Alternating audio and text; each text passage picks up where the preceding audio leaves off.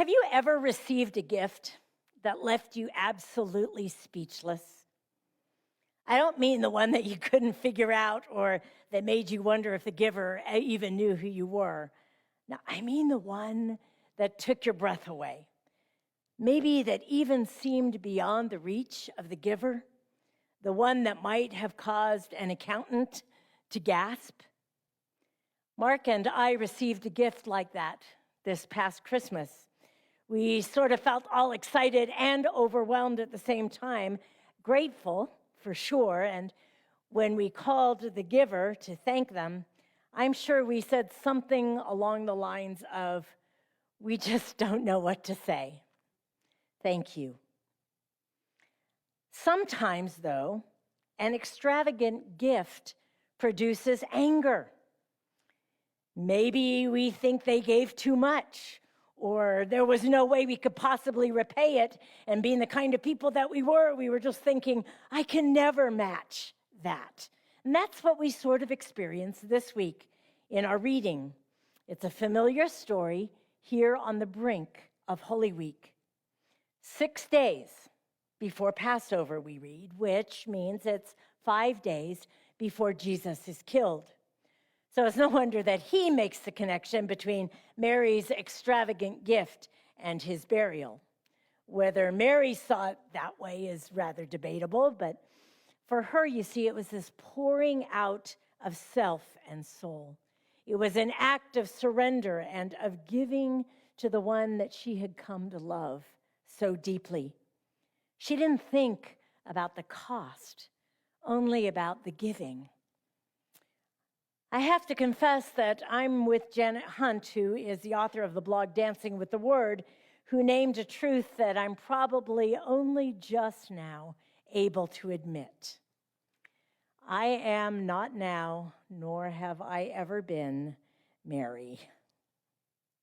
You see, Mary had this wonderful singleness of heart that would have allowed her in that moment to block out all of the other sights and sounds and negative comments and pressing needs, which must have been clamoring for attention in that moment too. I am not now, nor have I ever been, Mary. Too often, I discover that I am pulled in much too many directions. Indeed, the more and the longer that I serve in ministry, I find my heart pulled 1,000 different ways. And so I hear these words of Jesus speaking truth today. You always have the poor among you. And isn't this always so? The poor in health, the poor in spirit, the poor in hope, and of course, the poor who can't quite make rent this month, or who need a full tank of gas to get where they're going, whose grocery bill exceeds what's left in their account at the end of the month, who have nowhere to sleep tonight. There is so much hurt and angst in the world, in this community, both inside and outside of the church, that tugs for my attention every single day. And I know that this is true for many of you as well. And most of the time, we struggle to do and be in more ways and more places than one person can possibly be, and do it very well.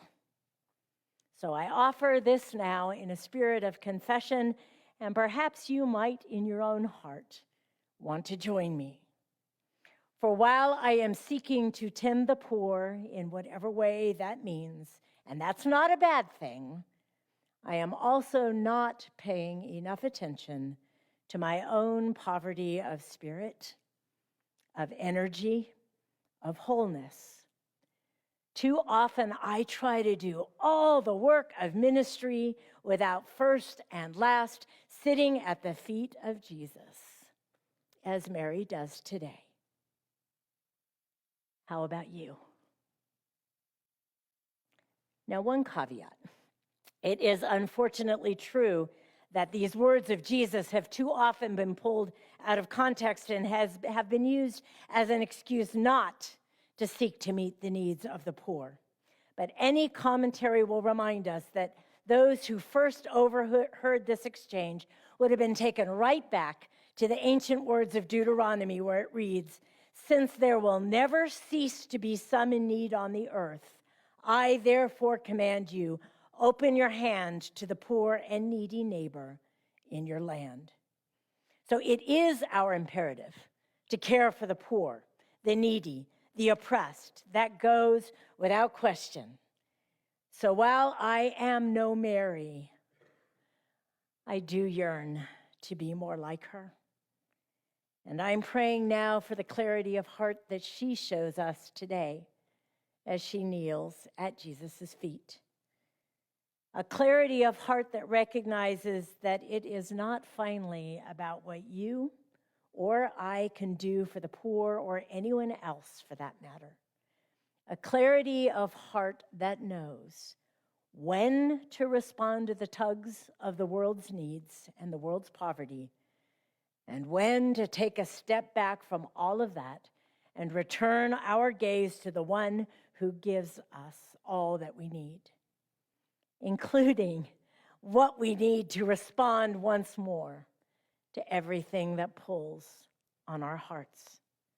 And in that clarity of heart, I find myself speculating in this moment when Jesus is being loved with this grace upon grace kind of love, an abundance of love, a love that you could even smell, with a fragrance that would linger for days. If Jesus didn't just look back on his life and remember his mother 3 years ago, back in Cana, at that wedding, his mother who loved him, who knew what he was and what he was capable of doing, his mother without whom we might always wonder when Jesus' ministry would have actually gotten started. Jesus, if you remember, insisted at that time that it wasn't his time, but his mother knows better, as mothers often do. And because of her insistence, Jesus begins to do what he came to do. Because of her encouragement, Jesus realizes the time really has come. Because of her love, Jesus can do what he was sent to do. Jesus' mother loves Jesus into his future as the Word made flesh. And now, in Bethany, Jesus finds himself in the same kind of position, the same kind of transition, the same kind of situation. Because immediately after Mary anoints Jesus, he will enter the city of Jerusalem. And so Jesus needs that same encouragement, that same love in order to do what he must do. Mary's extravagant love for Jesus makes it possible for Jesus to show extravagant love in what follows: washing the feet of his disciples, handing himself over to be arrested in the garden, carrying his own cross, dying, rising, and ascending. Mary loves Jesus into his future as fulfillment of, "For God so loved the world." In other words, Jesus needed Mary's love as much as she needed to show Jesus how much she loved him. And that's pretty much how love works, how relationships work. Because here's the thing: you cannot do what you need to do, have to do, even want to do, without another saying, "Yes, you can do this," without another loving you into your future. And Jesus is loved into his future by these two remarkable women, his mother and Mary, his friend. Do you know what I mean? What it feels to love someone into their future? Even a future that's uncertain, even a future that might mean suffering. And then what it means to be loved into your own. That without being loved into a future, you might have stayed right where you were. Unfortunately, we also know those who object to this kind of love, who find it unnecessary, a little over the top, in fact. Those who dismiss such love as wasteful, who think people are better off fending for themselves, that real strength means relying on individual fortitude rather than the faithfulness of others. That real power comes from trusting your own autonomy and self-made success rather than believing in any kind of confidence of others. So along comes Judas for many reasons, but one in particular is to remind us of these love resistors, these persons who either dismiss this kind of love or insist that it's only the weak who look for that kind of prodding. These persons who, somewhere along the line, decided that the only future was the one that they themselves determined. Or those persons for whom reasons we will never know, never experienced this merry kind of love and have never known what kind of a difference it can make, which is all the difference in the world. So Jesus took Mary's love with him to Jerusalem. He acted out her love when he washed the feet of his disciples, especially when he washed the feet of Jesus, who would betray him, and Peter, who would deny him. He felt once again Mary's love, her gentle touch, when he was beaten. And he held on to Mary's love desperately when he hung on that cross. And he remembered Mary's love, and then once again his mother's love, when he looked into her eyes one last time and said, "It is finished." And then Jesus took all of that love out into the tomb, all of that love that would then love him into his future as the resurrection and the life. And we too can offer something precious as we approach the one who loves us more than his own life. What could we leave at the table as we come forward for communion today? An offering, a prayer, a commitment of self, of a spiritual gift, maybe just of time, maybe the promise to invite others to participate in the life of the church, maybe just an invitation to activities during Holy Week. At communion, almost always we consider what we've been given by Christ, what we receive, and that's really important. But this time, like Mary, let's consider what we might give.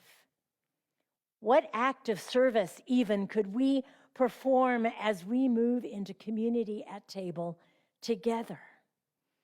What are some ideas that maybe you've thought, our church needs to offer that to Christ? Let us know about it. And maybe God will work together with all of us to bring that dream into fruition here at Desert Skies.